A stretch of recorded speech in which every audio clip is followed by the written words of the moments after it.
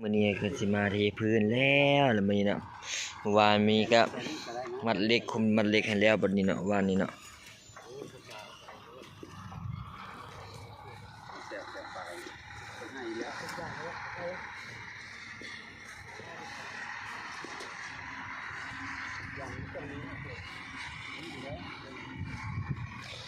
ก็จะเป็นยังไงก็ไปติดตามเบิ่งนำกันเด้อ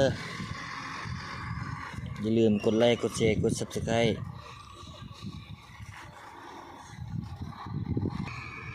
เนาะวันนี้จะไปเบิ่งสลามไปเบิ่งสลามนำกันมื้อนี้ก็สิมาเทเนาะสบายดีมื้อนี้เทแล้วบ่มื้อนี้ทีเราคนนี้เนาะใช่ผมก็แม่สร้างกับสร้างบอกแต่ที่แตกบอกจะเป็นเล็กข้ามขึ้นขั้นใดเนาะเนี่ยคันซอย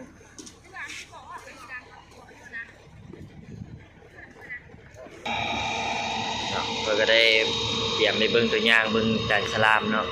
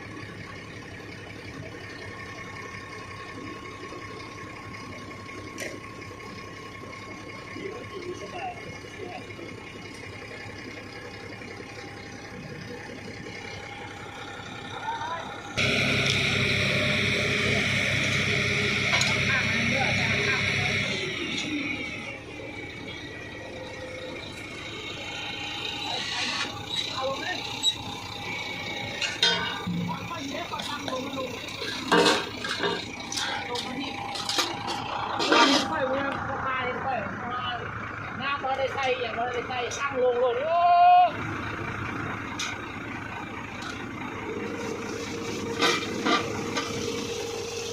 ะคือการเปิดการสลาม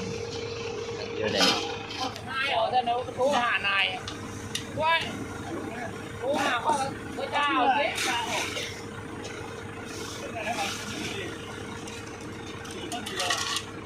ไม่ได้เลยเป็นนี่ไม่รู้ไหนเพราะมันใส่อย่างจังไงเอาเฟ้มกูลงไปเพราะจะหายออกโทรไปหานายก่อนรถค่อยนะเนี่ยรถค่อยเห็นเปียกค่อยนะว่ะรถค่อยแม่ว่าเปียกค่อยว่ะตามผมให้ผมบอกว่าเปียกก็ได้เห็นอย่างเดียวเฟ้มกูลงค่อยโทรไปหาเจ้าหานายเลยโทรมารถนายใช่ว่ะ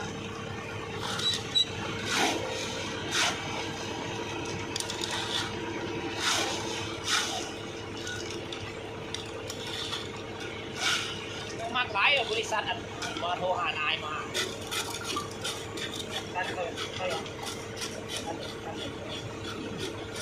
เรียกมาในเว้นนี่เอาลุงนั่นดิเอาออกย่างนี้เอาไปไหนเอา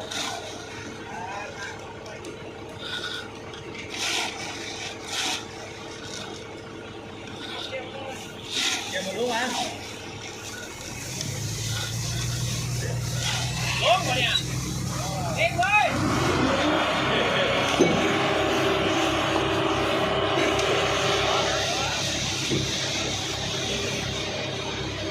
เ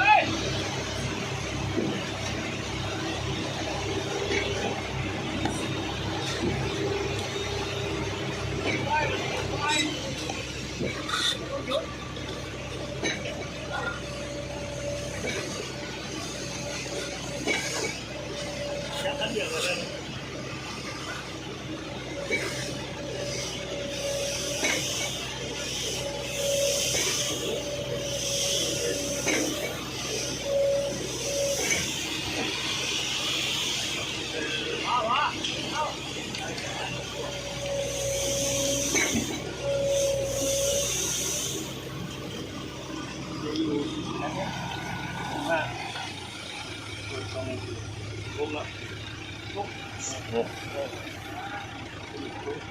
ได้ยังเทปกินมันเลย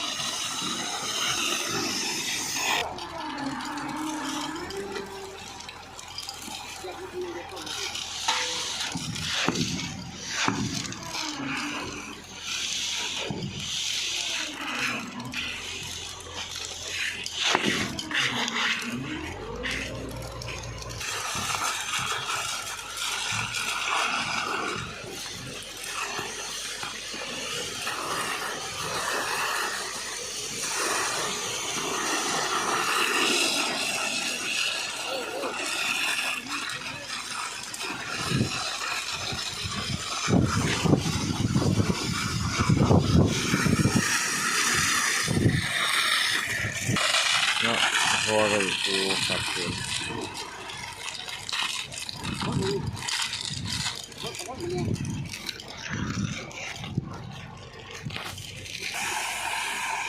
เอาทีหลังจากในทีเอาทีเขาทานก่อน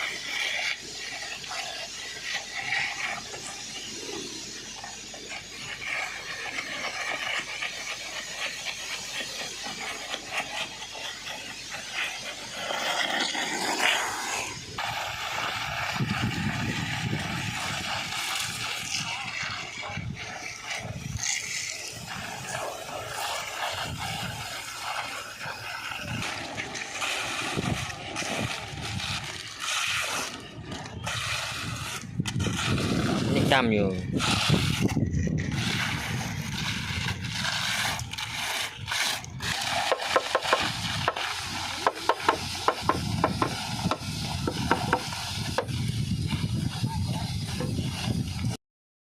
ก็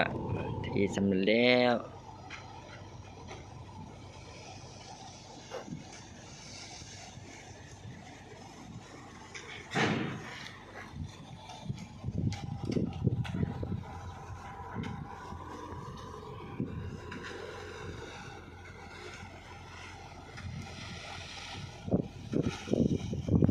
เรียบร้อยเนาะมีแต่มืออื่นพักมือฮือก็จะได้ตั้งดินเสาเตรียมขึ้นชั้น2เลยเด้อ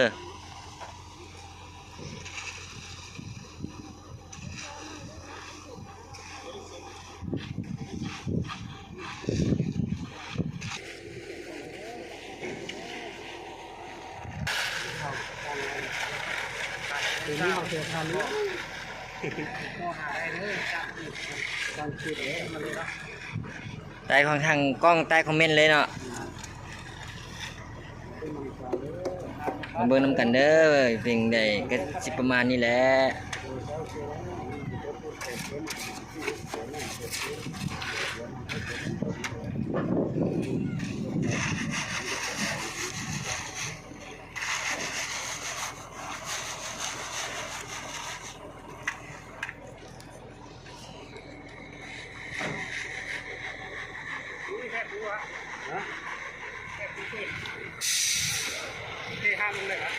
เอาอันค่ายังกูได้ก่อนนะ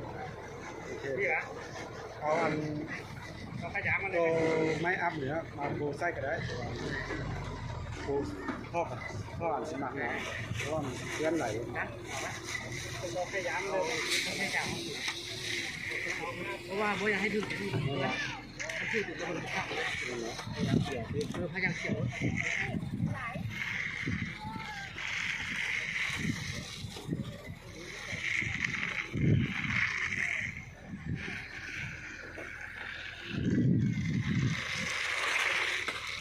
สร้างตีมันก็ได้ปั๊บบ่มีบนโนนเอาเบิ่งน้ำกันเลยเนาะ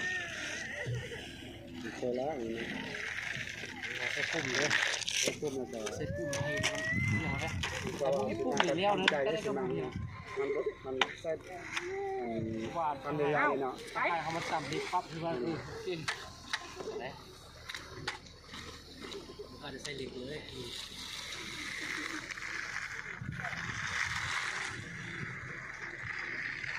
คือเนาะจะไอ้ปั๊บแล้วดึงตัวใดเขาว่าใช่ปั๊บ